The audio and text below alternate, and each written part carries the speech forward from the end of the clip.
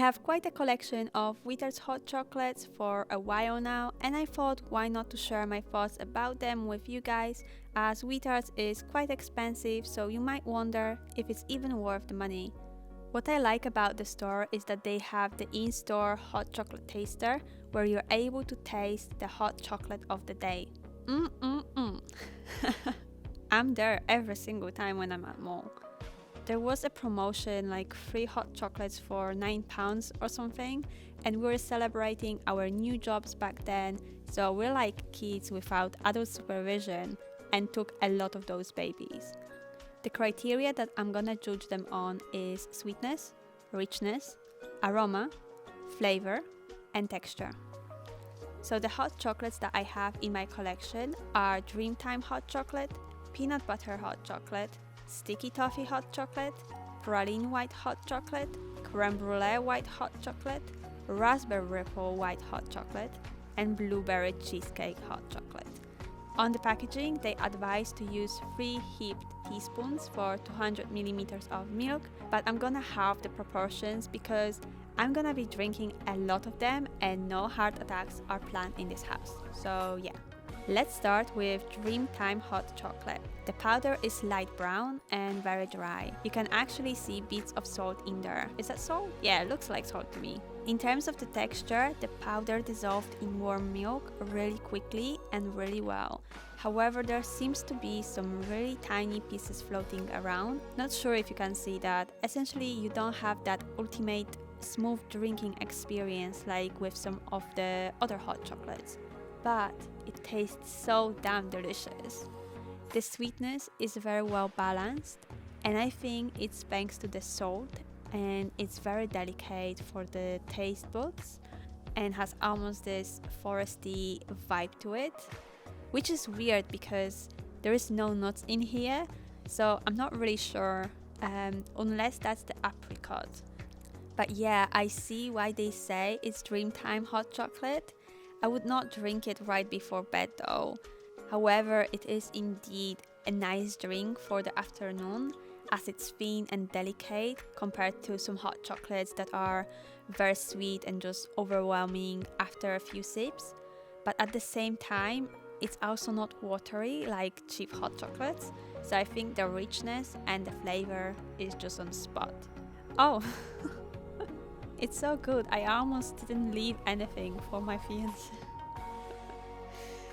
It's time for peanut butter hot chocolate. The powder is a bit darker brown and also is very dry with some bits of salt. To my surprise, it doesn't really smell too much of peanut buttery. How does it taste?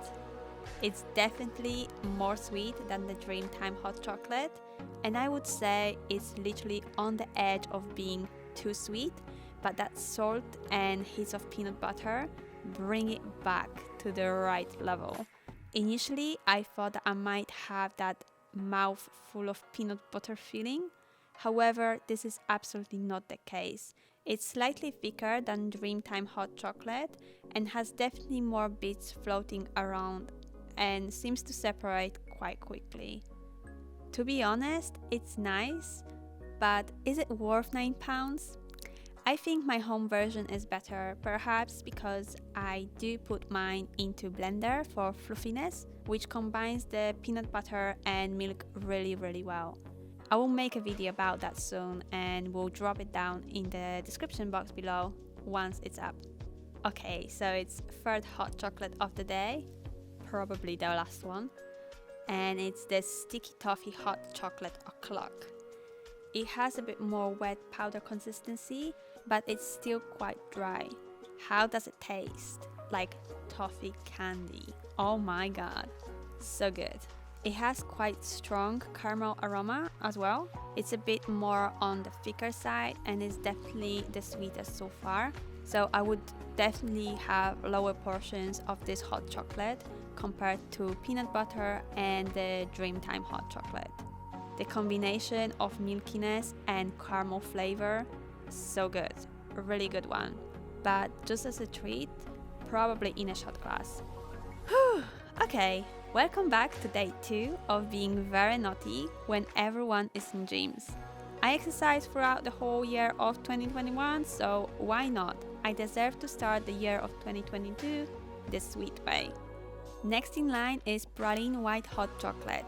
The powder seems quite wet compared to the previous ones, and it just looks like dried milk to me. I don't know.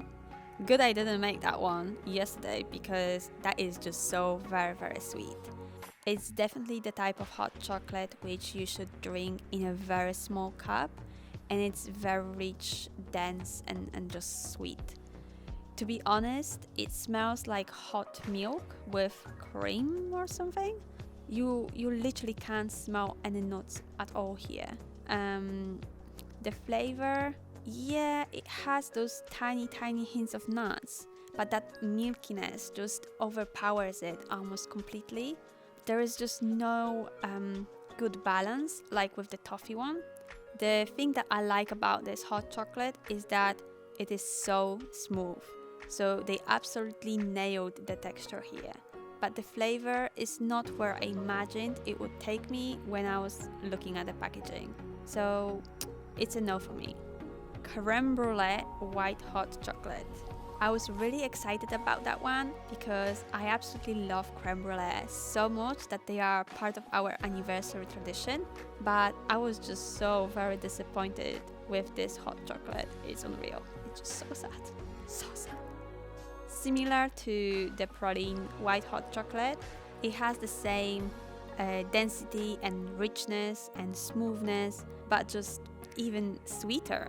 I would say way too sweet, at least for me. It also smells and tastes very milky. With praline white hot chocolate, you had those tiny hints of nuts, whereas with this one, it just seems like there is more sugar on top of that milkiness, very heavy and overwhelming. So I'm gonna pass on that one too. And we finally have raspberry ripple white hot chocolate. We tried it in store and it was love from the first sip. Oh, so good, so good. I love this one. It's not as thick as praline and creme brulee hot chocolates. It's quite similar to the toffee one, and it's also very smooth. The aroma is very gentle, releasing those notes of raspberry. In terms of sweetness, it's very sweet. However, that raspberry sourness provides a counterbalance, and oh boy, it's so damn good.